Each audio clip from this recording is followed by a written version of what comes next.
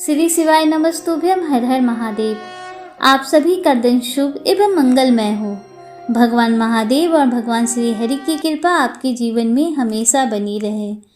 दोस्तों, महाशिव पुराण में अब तक की कथा सुनने के लिए आप सबका तहे दिल से धन्यवाद। आइए प्रारंभ करते हैं आज की पावन कथा। ब्रह्मा जी कहते हैं, नारद, उस आकाशवाणी को सुनकर सभी देवता और मुनि आश्चर्य से इधर उधर देखने लगे। उनके मुख से एक भी शब्द नहीं निकला। वे अत्यंत भयभीत हो गए। उधर भृगु के मंत्रों से उत्पन्न गणों द्वारा भगाए गए शिवगण, जो कि नष्ट होने से बच गए थे, शिवजी की शरण में चले गए।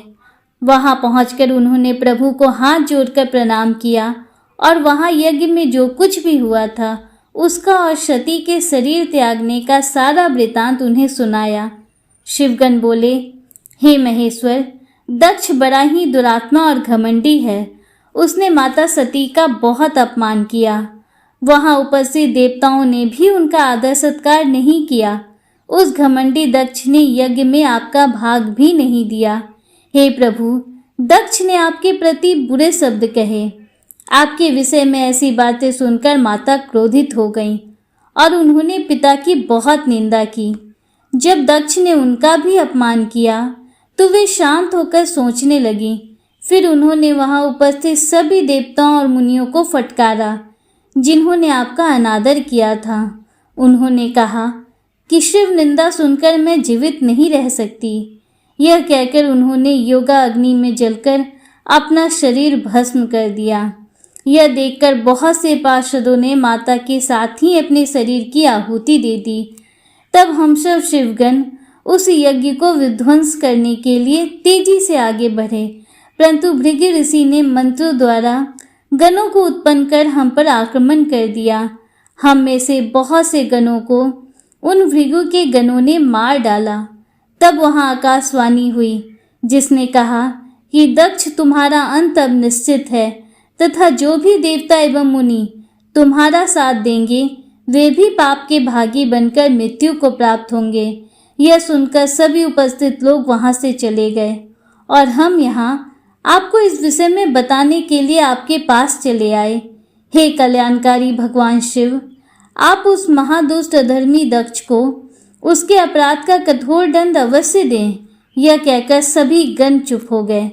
ब्रह्मा जी बोले, हे नारद, अपने पार्षदों की बातें सुनकर भगवान शिव ने उस यज्ञ की सारी बातें और जानकारी जानने के लिए तुम्हारा स्मरण किया। उनके स्मरण करते ही तुम वहां जा पहुंचे और भक्ति भाव से नमस्कार करके चुपचाप खड़े हो गए। तब महादेव जी ने तुमसे दक्ष के यज्ञ के विषय में पूछा। तब तुमने उत्तम भाव से उस यज्ञशाला में जो जो हुआ था वह सब वृतांत उन्हें सुना दिया। सारी बातों से अवगत होते ही भगवान शिव अत्यंत क्रोधित हो गए। पराक्रमी शंकर के क्रोध का कोई अंत न रहा। तब लोक संहारी शंकर ने अपनी जटा का एक बाल उखाड़कर उसे कैलाश पर्वत पर दे मारा। जैसे ही वह बाल जमीन पर गिरा उसके 2 टुकड़े हो गए। उस समय वहां बहुत भयंकर गर्जना हुई। बाल के प्रथम भाग से महापराक्रमी महाबली वीरभद्र प्रकट हुए, जो समस्त शिवगणों में शिरोमणि हैं। उनका शरीर बहुत बड़ा और विशाल था। उनकी 1000 भुजाएं थीं। उस जटा के दूसरे भाग से अत्यंत भयंकर और करोड़ों भूतों से घिरी हुई महाकाली उत्पन्न हुई।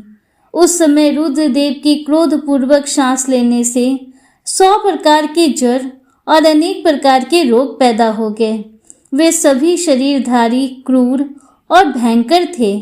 वे अग्नि के समान तेज से प्रज्वलित थे। तब वीरभद्र और महाकाली ने दोनों हाथ जोड़कर भगवान शिव को प्रणाम किया। वीरभद्र बोले, हे महारुद्र, आपने सोम, सूर्य और अग्नि को अपने तीनों नेत्रों में धारण किया है। हे प्रभु, कृपया कर मुझे आज्ञा दीजिए कि मुझे क्या कार्य करना है। क्या मुझे पृथ्वी के सभी समुद्रों को एक क्षण में सुखाना है या संपूर्ण पर्वतों को पीसकर पल भर में ही मसलकर चूर्ण बनाना है? हे प्रभु, मैं इस ब्रह्मांड को भस्म कर दूं या मुनियों को जला दूं? भगवान आपका आदेश पाकर मैं समस्त लोकों में उलट पुलट कर सकता हूँ। आपके इशारा करने से ही मैं जगत के समस्त प्राणियों का विनाश कर सकता हूँ। आपकी आज्ञा पाकर मैं इस संसार में सभी कार्यों को कर सकता हूँ। हे प्रभु, मेरे समान पराक्रमी न तो कोई हुआ है और ना ही होगा। भगवान, आपकी आज्ञा से हर कार्य सिद्ध हो सकता है। मुझे ये सभी शक्तियाँ आपकी ही कृपा से प्राप्त हुई हैं। बिना आपकी आज्ञा के एक तिनका भी नहीं हिल सकता। हे करुणा निधान, मैं आपके चरणों में प्रणाम करता हूँ। आप अपने कार्य की सिद्धि की जिम्मेदारी मुझे सौंपिए। मैं उसे पूर्ण करने का पूरा प्रयास करूँगा। हे प्रभु, आपके चरणों का मैं हर समय चिंतन करता हूँ। आपकी भक्ति परम उत्तम है। आप बिना कहे ही अपने भक्तों की समस्त इच्छाओं को पूरा करके उन्हें मनोवांछित और अभिष्ट फल प्रदान करते हैं। आप भक्त वत्सल हैं। भगवान, मुझे कार्य करने का आदेश दें तथा साथ ही उस कार्य की सफलता का भी आशीर्वाद दें। ब्रह्मा जी बोले, हे मुनि श्रेष्ठ, वीरभद्र के ये वचन सुनकर शिव जी को बहुत संतोष हुआ तथा उन्होंने वीरभद्र को अपना आशीर्वाद प्रदान किया। भगवान शिव बोले, पार्षदों में श्रेष्ठ वीरभद्र, तुम्हारी जय हो। ब्रह्मा जी का पुत्र दक्ष बड़ा ही दुष्ट है। उसे अपने पर बहुत घमंड है। इस समय वो एक बहुत बड़ा यज्ञ कर रहा है।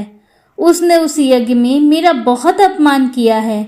मेरी पत्नी ने मेरा अपमान होता हुआ देखकर उसी यज्ञ की अग्नि में अपने शरीर को भस्म कर दिया है। अब तुम सपरिवार उस यज्ञ में जाओ। वहां यज्ञशाला में जाकर तुम इस यज्ञ को विनष्ट कर दो। यदि देवता, गंधर्व अथवा कोई अन्य तुम्हारा सामना करे और तुम्हें ललकारे तो तुम उसे भी वहीं भस्म कर देना। दधीची की दी हुई चेतावनी के बाद जो भी देवतागण वहां यज्ञ में मौजूद हैं, तुम उन्हें भी भस्म कर देना, क्योंकि वे सभी मुझसे बैर रखते हैं। तुम उन सभी को बंधु बांधवों सहित जलाकर भस्म कर देना। वहां कलशों में भरे हुए जल को पी लेना। इस प्रकार वैदिक मर्यादा के पालक भक्त वत्सल करुणा निधान शिव ने क्रोधित होकर वीरभद्र को यज्ञ का विनाश करने का आदेश दिया। ब्रह्मा जी कहते हैं, नारद, मैं ईश्वर के आदेश को आदर पूर्वक सुनकर वीरभद्र ने शिवजी को प्रणाम किया। तत्पश्चात उनसे आज्ञा लेकर वीरभद्र यज्ञशाला की ओर चल दिया। शिवजी ने प्रलय की अग्नि के समान और करोड़ों गणों को उनके साथ भेज दिया। वे अत्यंत तेजस्वी थे। वे सभी वीरगण कौतूहल से वीरभद्र के साथ साथ चल दिए। उसमें हजारों पार्षद वीरभद्र की तरह ही महापराक्रमी और बलशाली थे। बहुत से काल के भी काल भगवान रुद्र के समान थे। वे शिवजी के समान ही शोभा पा रहे थे। तत्पश्चात वीरभद्र शिवजी जैसा वेश धारण कर ऐसे रथ पर चढ़कर चले जो 400 हाथ लंबा था, और इस रथ को 10,000 शेर खींच रहे थे और बहुत से हाथी, शार्दुल, मगर, मत्स्य उस रथ की रक्षा के लिए आगे आगे चल रहे थे। काली, कात्यायनी, ईशानी, चामुंडा, मुंडमर्दिनी, भद्रकाली, भद्रा, त्वरिता और वैष्णवी नामक नव दुर्गाओं ने भी भूतों पिशाचों के साथ दक्ष के यज्ञ का विनाश करने के लिए उस ओर प्रस्थान किया। डाकिनी, शाकिनी, भूत, पिशाच, प्रमथ, कुसमान, परपट, चटक, ब्रह्म राक्षस, भैरव तथा क्षेत्रपाल आदि सभी वीरगण भगवान शिव की आज्ञा पाकर दक्ष के यज्ञ का विनाश करने के लिए यज्ञशाला की ओर चल दिए। वे भगवान शंकर के 64,000 करोड़ गणों की सेना लेकर चल दिए। उस समय भेड़ियों की गंभीर ध्वनि होने लगी। अनेकों प्रकार के शंख चारों दिशाओं में बजने लगे। उस समय जटाहार, मूर्खों तथा श्रृंग के अनेक प्रकार के शब्द हुए। भिन्न भिन्न प्रकार की सींगें बजने लगी। महामुनि नारद, उस समय वीरभद्र की उस यात्रा में करोड़ों सैनिक, शिवगण एवं भूत पिशाच शामिल थे। इसी प्रकार महाकाली की सेना में भी भूत पिशाच शोभा पा रहे थे। इस प्रकार वीरभद्र और महाकाली दोनों की विशाल सेनाएं उस दक्ष के यज्ञ का विनाश करने के लिए गाजे वाजे के साथ आगे बढ़ने लगी। उस समय अनेक शुभ सगुन होने लगे। ब्रह्मा जी बोले, हे नारद, जब वीरभद्र और महाकाली की विशाल चतुरंगिनी सेना अत्यंत तीव्र गति से दक्ष के यज्ञ की ओर बढ़ी तो यज्ञ उस समय अनेक प्रकार के अपशगुन होने लगे। वीरभद्र के चलते ही यज्ञ में विध्वंस की सूचना देने वाला उत्पात होने लगा। दक्ष की बाईं आंख, बाईं भुजा और बाईं जांघ फड़कने लगी। वाम अंगों का फड़कना बहुत अशुभ होता है। उस समय यज्ञशाला में भूकंप आ गया। दक्ष को कम दिखाई देने लगा। भरी दोपहर में उसे आसमान में तारे दिखने लगे। दिशाएं धुंधली हो गईं। सूर्य में काले काले धब्बे दिखाई देने लगे। ये धब्बे बहुत डरावने लग रहे थे।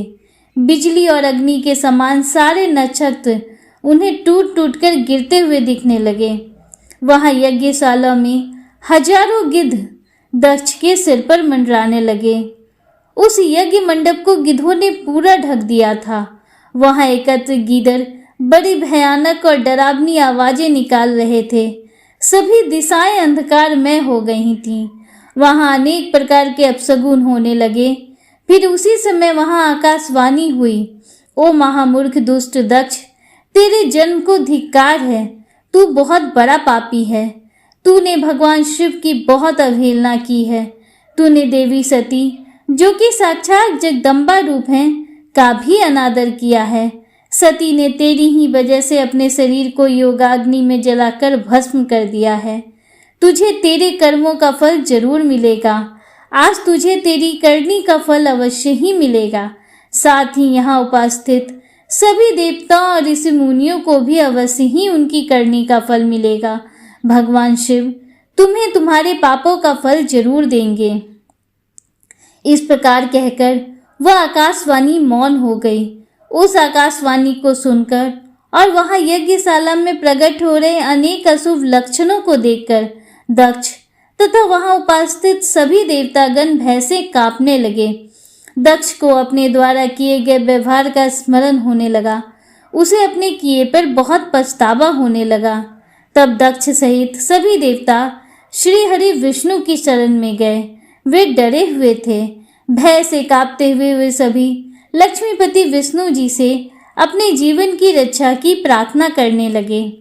दक्ष बोले, हे विष्णु, कृपा निधान, मैं बहुत भयभीत हूँ। आपको ही मेरी और मेरे यज्ञ की रक्षा करनी है। हे प्रभु, आप ही इस यज्ञ के रक्षक हैं। आप साक्षात यज्ञ स्वरूप हैं। आप हम सब पर अपनी कृपा दृष्टि बनाइए। हम सब आपकी शरण में आए हैं। प्रभु, हमारी रक्षा करें ताकि यज्ञ का विनाश ना हो। ब्रह्मा जी कहते हैं, हे मुनि नारद, इस प्रकार जब दक्ष ने भगवान विष्णु के चरणों में गिरकर उनसे प्रार्थना की, उस समय दक्ष का मन भय से बहुत अधिक व्याकुल था। तब श्री हरि ने दक्ष को उठाकर अपने मन में करुणा निधान भगवान शिव का स्मरण किया और शिव तत्व के ज्ञाता श्री हरि दक्ष को समझाते हुए बोले, दक्ष, तुम्हें तत्व का ज्ञान नहीं है, इसलिए तुमने सबके अधिपति भगवान शंकर की अवहेलना की है। भगवान की स्तुति के बिना कोई भी कार्य सफल नहीं हो सकता। उस कार्य में अनेक परेशानियां आती हैं। जहां पूजनीय व्यक्तियों की पूजा नहीं होती, वहां गरीबी, मृत्यु तथा भय का निवास होता है। इसलिए तुम्हें भगवान शिव का सम्मान करना चाहिए, परंतु तुमने महादेव का सम्मान और आदर सत्कार नहीं किया, अपितु तुमने उनका घोर अपमान किया है। इसी के कारण तुम्हारे ऊपर घोर संकट के बादल मंडरा रहे हैं। मैं तुम पर छाए इस संकट से उबारने में पूर्णतः असमर्थ हूँ। ब्रह्मा जी कहते हैं, नारद, भगवान विष्णु का वचन सुनकर दक्ष सोच में डूब गया। उसके चेहरे का रंग उड़ गया और वे घोर चिंता में पड़ गए। तभी भगवान शिव द्वारा भेजे गए गणों सहित वीरभद्र और महाकाली का उनकी सेनाओं सहित उस यज्ञशाला में प्रवेश हुआ। वे सभी महान पराक्रमी थे। उनकी गणना करना असंभव था। उनके सिंहनाद से सारी दिशाएं गूंज रही थीं। पूरे आसमान में धूल और अंधकार के बादल छाए हुए थे। पूरी पृथ्वी पर्वतों, वनों और काननों सहित कांप रही थी। समुद्र में ज्वार भाटा उठ रहा था। उस विशालकाय सेना को देखकर समस्त देवता आश्चर्यचकित थे।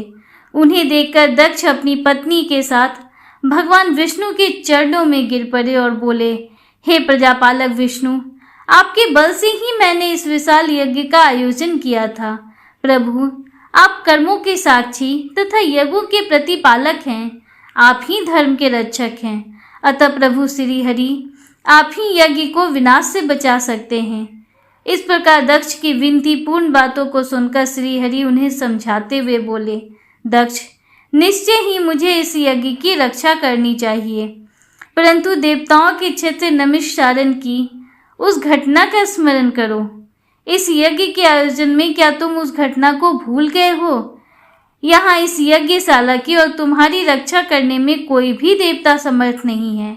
इस समय जब महादेव जी के गण और उनके सेनापति वीरभद्र तुम्हें भगवान शिव का अपमान करने का दंड देने आए हैं, उस समय कोई मूर्ख ही तुम्हारी सहायता को आगे आ सकता है।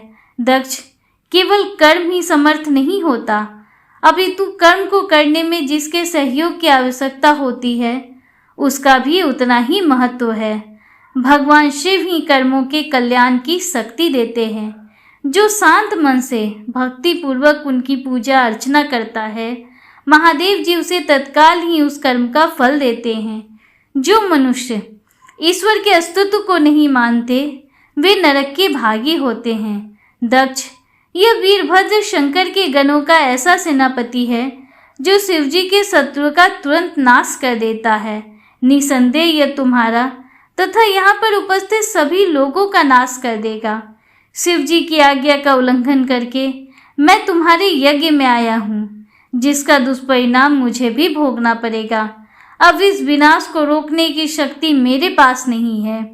यदि हम यहाँ से भागकर स्वर्ग, पाताल और पृथ्वी कहीं भी छिप जाएं, तो भी वीरभद्र के शस्त्र हमें ढूंढ लेंगे। शिवजी के सभी गण बहुत शक्तिशाली हैं। विष्णु जी यह कहीं रहे थे कि वीरभद्र अपनी अजय सेना के साथ यज्ञ मंडप में आ पहुंचा। ब्रह्मा जी कहते हैं, नारद, जब शिवजी की आज्ञा पाकर वीरभद्र की विशाल सेना ने यज्ञशाला में प्रवेश किया तो वहां उपस्थित सभी देवता अपने प्राणों की रक्षा के लिए शिवगणों से युद्ध करने लगे, परंतु शिवगणों की वीरता और पराक्रम के आगे उनकी एक न चली। सारे देवता पराजित होकर वहां से भागने लगे। तब इंद्र आदि लोकपाल युद्ध के लिए आगे आए। उन्होंने गुरुदेव बृहस्पति जी को नमस्कार कर उनसे विजय के विषय में पूछा। उन्होंने कहा, हे गुरुदेव बृहस्पति, हम यह जानना चाहते हैं कि हमारी विजय कैसे होगी। उनकी यह बात सुनकर बृहस्पति जी बोले, हे इंद्र, समस्त कर्मों का फल देने वाले तो ईश्वर हैं। सभी को अपनी करनी का फल अवश्य भुगतना पड़ता है। जो ईश्वर के अस्तित्व को जानकर और समझकर उनकी शरण में आकर अच्छे कर्म करता है, उसी को उसके सत्कर्मों का फल मिलता है। परंतु जो ईश्वर की आज्ञा के विरुद्ध कार्य करता है वह ईश्वर द्रोही कहलाता है और उसे किसी भी अच्छे फल की प्राप्ति नहीं होती। उन परम पुण्य भगवान शिव के स्वरूप को जानना अत्यंत कठिन है। वे सिर्फ अपने भक्तों के ही अधीन हैं, इसलिए उन्हें भक्त वत्सल भी कहा जाता है। भक्ति और ईश्वर सत्ता में विश्वास न रखने वाले मनुष्य यदि वेदों का 10,000 बार भी अध्ययन कर लें तो भी भगवान शिव के स्वरूप को भली भांति नहीं जान पाएंगे। भगवान शिव के शांत, निर्विकार एवं उत्तम दृष्टि से ध्यान करने एवं उनकी उपासना करने से ही शिव तत्व की प्राप्ति होती है।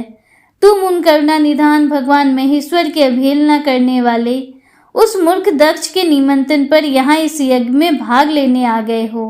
भगवान शिव की पत्नी देवी सती का भी इस यज्ञ में घोर अपमान हुआ है। उन्होंने इसी यज्ञ में अपने प्राणों की आहुति दे दी है। इसी कारण भगवान शंकर ने रुष्ट होकर इस यज्ञ का विध्वंस करने के लिए वीरभद्र के नेतृत्व में अपने शिवगणों को भेजा है। अब इस यज्ञ के विनाश को रोक पाना किसी के भी बस में नहीं है। अब चाहकर भी तुम लोग कुछ नहीं कर सकते। बृहस्पति जी के ये वचन सुनकर इंद्र सहित अन्य देवता चिंता में पड़ गए। सभी वीरभद्र और अन्य शिवगण उनके निकट पहुंच गए। वहां वीरभद्र ने उन सभी को बहुत डांटा और फटकारा। गुस्से से वीरभद्र ने इंद्र सहित सभी देवताओं पर अपने तीखे बाणों से प्रहार करना शुरू कर दिया। बाणों से घायल हुए सभी देवताओं में हाहाकार मच गया और वे अपने प्राणों की रक्षा के लिए यज्ञ मंडप से भाग खड़े हुए। यह देखकर वहां उपस्थित सभी ऋषि मुनि भयभीत होकर श्री हरि के सम्मुख प्राण रक्षा के लिए प्रार्थना करने लगे। तब मैं और विष्णु जी वीरभद्र से युद्ध करने के लिए उनके पास गए। हमें देखकर वीरभद्र, जो पहले से ही क्रोधित थे, हम सबको डांटने लगे। उनके कठोर वचनों को सुनकर विष्णु जी मुस्कुराते हुए बोले, हे शिव भक्त वीरभद्र, मैं भी भगवान शिव का ही भक्त हूँ। उनमें मेरी अपार श्रद्धा है। मैं उन्हीं का सेवक हूँ। परंतु दक्ष अज्ञानी और मूर्ख है। यह सिर्फ कर्म कांडों में ही विश्वास रखता है। जिस प्रकार महेश्वर भगवान अपने भक्तों के ही अधीन हैं, उसी प्रकार मैं भी अपने भक्तों के ही अधीन हूँ। दक्ष मेरा अनन्य भक्त है। उसकी बारंबार प्रार्थना करने पर मुझे इस यज्ञ में उपस्थित होना पड़ा। हे वीरभद्र, तुम रुद्रदेव के रौद्र रूप अर्थात क्रोध से उत्पन्न हुए हो। तुम्हें भगवान शंकर ने इस यज्ञ का विनाश करने के लिए यहाँ भेजा है। उनकी आज्ञा तुम्हारे लिए सिरोधार्य है। मैं इस यज्ञ का रक्षक हूँ, अतः इसे बचाना मेरा पहला कर्तव्य है। इसलिए तुम भी अपना कर्तव्य निभाओ और मैं भी अपना कर्तव्य निभाता हूँ। हम दोनों को ही अपने उत्तरदायित्व की रक्षा के लिए आपस में युद्ध करना पड़ेगा। भगवान विष्णु की ये वचन सुनकर वीरभद्र हंसकर बोला कि आप मेरे परमेश्वर भगवान शिव के भक्त हैं। यह जानकर मुझे बहुत प्रसन्नता हुई। भगवान, मैं आपको नमस्कार करता हूँ। आप मेरे लिए भगवान शिव के समान ही पूजनीय हैं। मैं आपका आदर करता हूँ, परंतु शिव आज्ञा के अनुसार मुझे इस यज्ञ का विनाश करना है। यह मेरा कर्तव्य है। यज्ञ का रक्षक होने के नाते इसे बचाना आपका उत्तरदायित्व है। अतः हम दोनों को ही अपना अपना कार्य करना है। तब श्री हरि और वीरभद्र दोनों ही युद्ध के लिए तैयार हो गए। तत्पश्चात दोनों में घोर युद्ध हुआ। अंत में वीरभद्र ने भगवान विष्णु के सुदर्शन चक्र को जड़ कर दिया। उनके धनुष के 3 टुकड़े कर दिए। वीरभद्र विष्णु जी पर भारी पड़ रहे थे। तब उन्होंने वहां से अंतर्ध्यान होने का विचार किया। सभी देवता व ऋषिगण यह समझ चुके थे कि यह जो कुछ हो रहा है वह देवी सती के प्रति अन्याय और शिव जी के अपमान का ही परिणाम है। इस संकट की घड़ी में कोई भी उनकी रक्षा नहीं कर सकता। तब वे देवता और ऋषिगण शिव जी का स्मरण करते हुए अपने अपने लोक को चले गए। मैं भी दुखी मन से अपने सत्य लोक को चला आया। उस यज्ञ स्थल पर बहुत उपद्रव हुआ। वीरभद्र और महाकाली ने अनेक मुनियों एवं देवताओं को प्रताड़ित करके उनका वध कर दिया। भृगु, पूषा और भग नामक देवताओं को ही उनकी करनी का फल देते हुए उन्हें पृथ्वी पर फेंक दिया। श्री शिवाय नमस्तुभ्यं। हर हर महादेव। महाशिव पुराण में आज की कथा का समापन हुआ। उम्मीद करती हूँ कि इससे आगे की कथा के श्रवण के लिए आप कल भी हमारे साथ जुड़े रहेंगे। अगर आपको वीडियो थोड़ी सी भी अच्छी लगी हो तो वीडियो को लाइक कीजिए, दूसरों के साथ शेयर कीजिए, कमेंट में हर हर महादेव, जय श्री राधे कृष्ण जरूर लिखिए। अगर आप हमारे चैनल पर पहली बार आए हैं तो चैनल को सब्सक्राइब कीजिए, बेल आइकन जरूर प्रेस कीजिए, जिससे आगे भी आपको ऐसी ही रोचक जानकारियाँ मिलती रहें। मिलते हैं आपसे अगले वीडियो में। तब तक के लिए हर हर महादेव, जय श्री राधे कृष्णा, राधे राधे।